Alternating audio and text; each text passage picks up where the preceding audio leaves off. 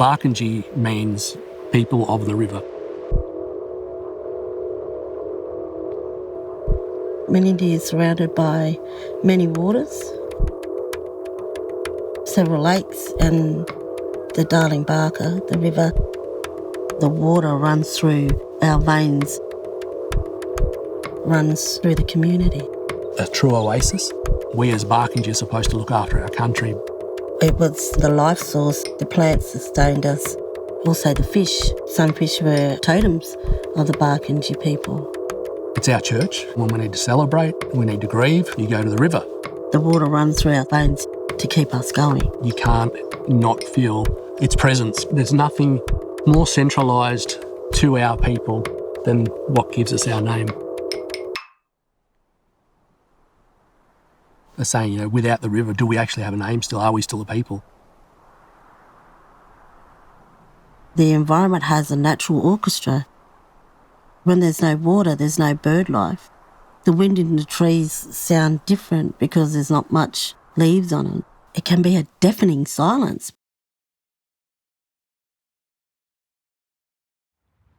At the moment, we've got weirs, regulators and gates in place. The river has to stay where we want it to be. Locking the waterway and not letting it run freely, they're contaminating it. We've had fish kills when we were in flood. We've had fish kills when the water's been fine. And we've got water now that's got blue-green algae in it. And the stench that come from the river because it's toxic. Something is not right. The river, it needs time to heal, but we're not giving it the opportunity.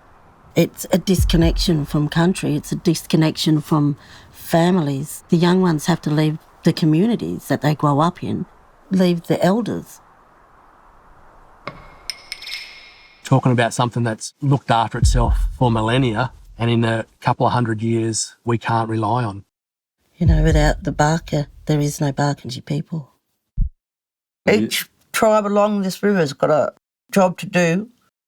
We were left here to look after Mother Earth, the land and the water, and it's our job to be its guardian. I think we need to stop thinking about the here and now. We need to think about next year, next decade, next century.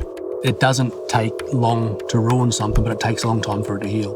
Having a healthy river means that families will go out, they'll sit out by the fire at night and yarn and talk, and that's the way that, stories are handed down for our children to learn. We don't practice cultural burning out here anymore. Charcoal's a great filter. It's one of the best things to clean water. If that charcoal was on the ground, would we have had those black water events? These are things that people probably should be looking at, putting that cultural practice and then putting some science behind it, can start looking after the Barker again. The ancestors do speak to us in a different way.